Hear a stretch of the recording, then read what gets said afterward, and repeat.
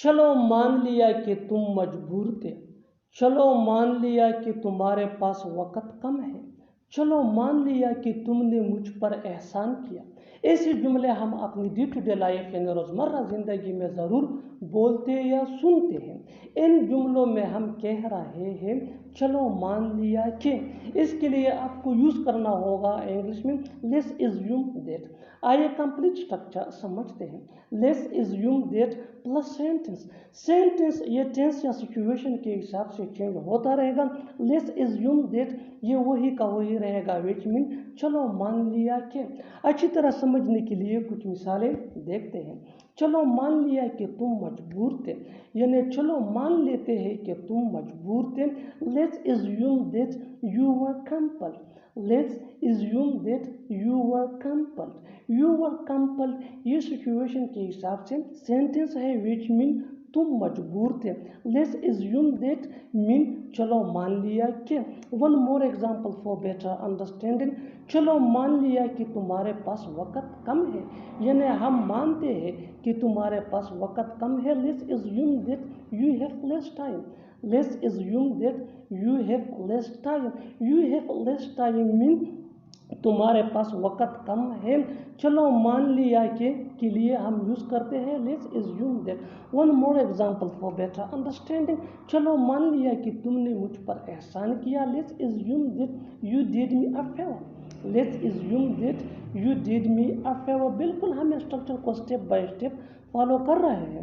आप भी स्ट्रक्चर की मदद से सीख सकते हैं, बना सकते हैं। ऐसे बहुत से जुमले अंग्रेजी जुबान में आसानी से that can be really helpful which can take you from basic to advance level. अच्छी तरह समझने के लिए एक और मिसाल देखते हैं। One more example for better understanding. जितना ज़्यादा प्रैक्टिस करोगे उतना ही जल्दी इंग्लिश सीख जाओगे।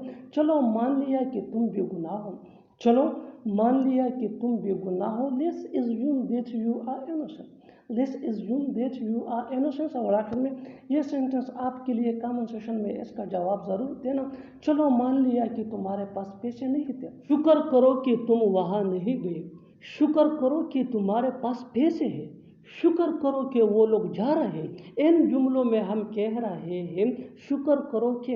इसके लिए आपको यूज़ करना होगा इंग्लिश में बी ग्रेटफुल दैट। आइए कंप्लीट स्ट्रक्चर समझते हैं। Be grateful that plus sentence.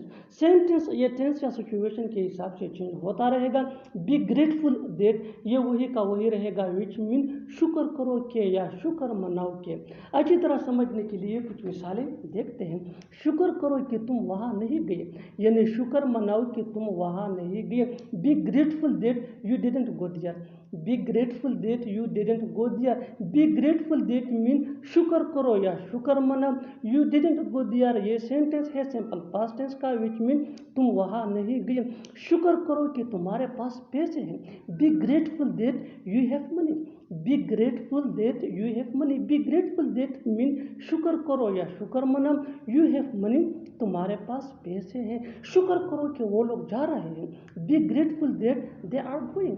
B grateful that they are going. They are going ये सेंटेंस है प्रेजेंट कंटिन्यूअस। शुक्र करो कि तुम्हें कुछ हुआ नहीं। शुक्र करो कि तुम्हें कुछ हुआ नहीं, यानी शुक्र मनाओ कि तुम्हें कुछ हुआ नहीं। Be grateful that nothing happen to you.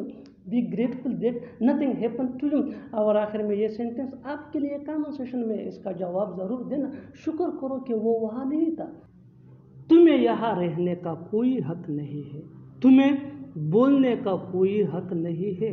मुझे वहाँ जाने का कोई हक नहीं है। ऐसे जुमले हम अपने डे टू डे लाइफ इन रोज़मर्रा ज़िंदगी में ज़रूर बोलते हैं या सुनते हैं। इन जुमलों में हम कह रहे हैं कोई हक नहीं है।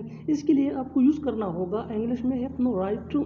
आइए कंप्लीट स्ट्रक्चर समझते हैं। Subject plus have no right to plus V1 यानी first form of verb plus other words. अच्छी तरह समझने के लिए कुछ मिसालें देखते हैं। तुम्हें यहाँ रहने का कोई हक नहीं है। You have no right to live here.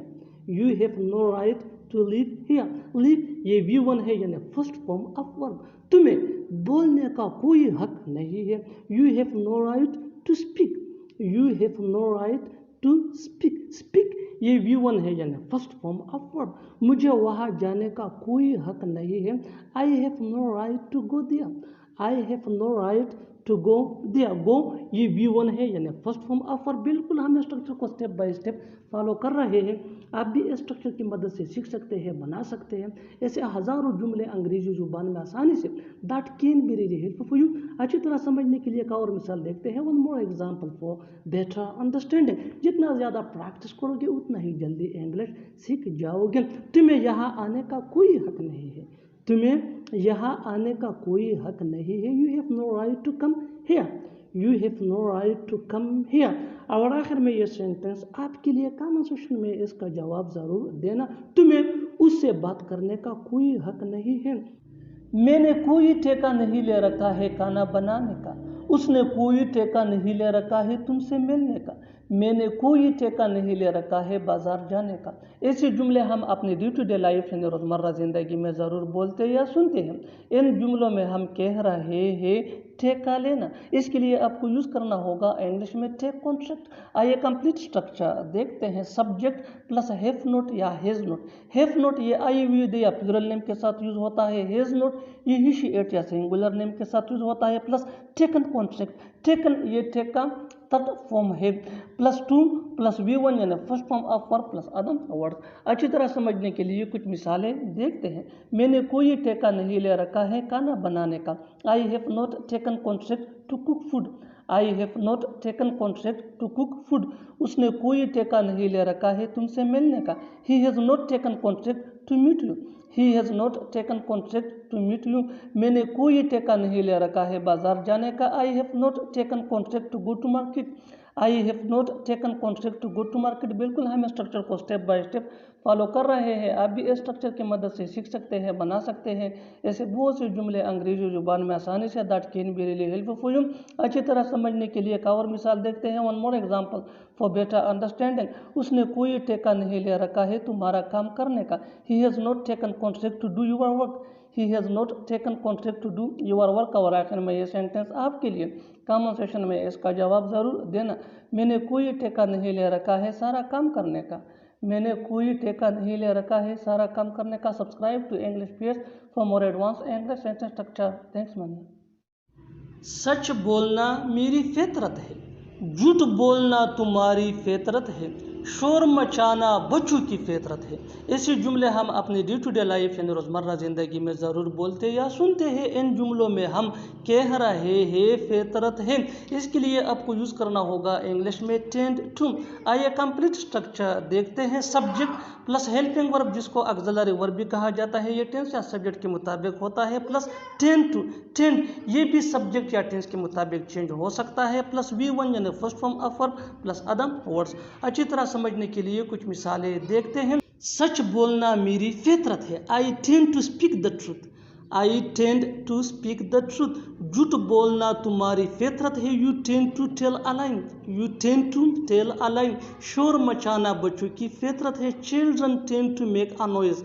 Children tend to make a noise. बिल्कुल हम इस फार्मूले को स्टेप बाय स्टेप फॉलो कर रहे हैं। आप भी इस फार्मूले की मदद से सीख सकते हैं, बना सकते हैं। ऐसे बहुत सी जुमले अंग्रेजी जुबान में आसानी से that can be really helpful for you.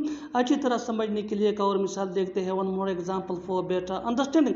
बुरा भला बोलना उसकी फितरत है।